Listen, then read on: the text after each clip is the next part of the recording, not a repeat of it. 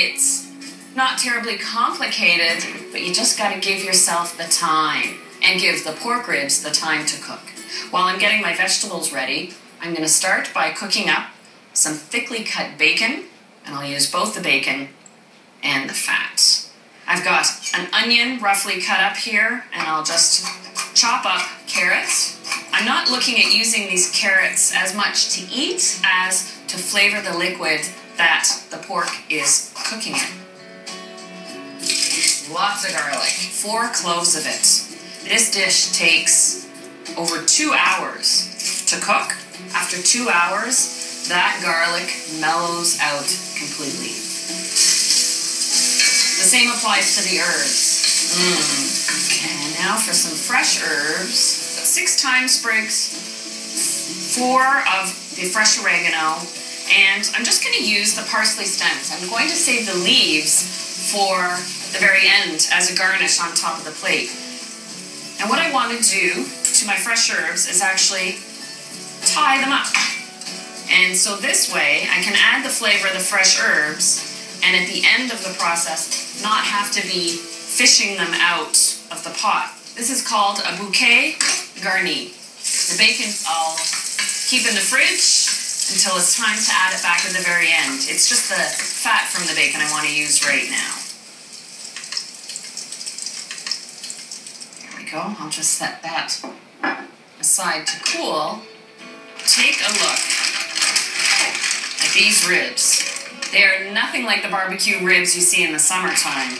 Michael loves these because they're meaty and they're just so fresh.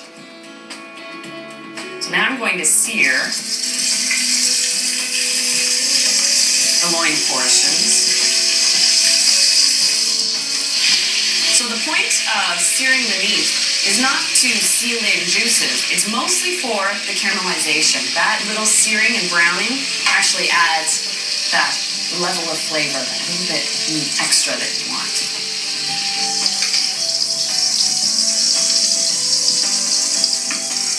And I'm turning down the heat because now it's time to add the vegetables and sweat those out a little bit.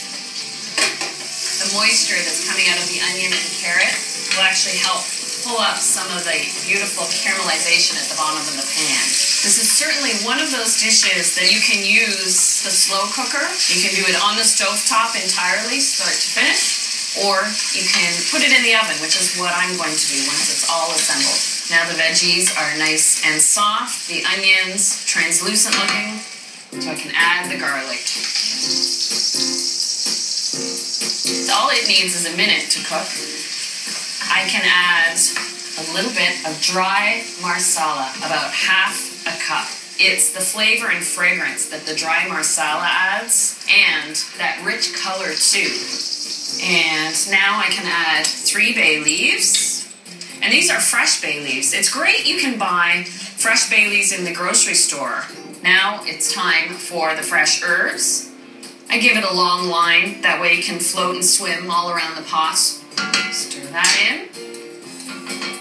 And then chopped tomatoes, just simple plain chopped tomatoes go in. And the acidity of the tomatoes is actually what helps to tenderize and break down the collagen that's in the rib portion. Now I can really bring up the heat on this. All that stuff that was stuck to the bottom of the pot is now clean, and all that flavor is built into the tomato and the marsala. About 2 cups of chicken stock. And before I add the meat back, I'll let this come up to a simmer.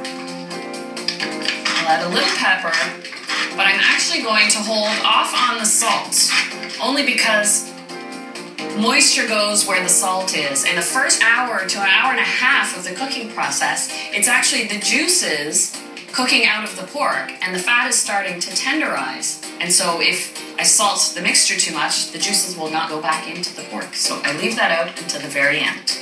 There, now that that's coming up to a simmer, I can add back the pork. If the liquid isn't moving, then it's not hot enough. And if it's boiling away and it's hot enough that you could actually cook pasta in it, then it's too hot. Halfway halfway through cooking, I'll make sure I turn the pork, stir it around gently, and when it's tender but not completely falling apart, then you know it's fully done. Now that it's come up to a simmer, I can put it in my oven, which I've preheated to 350.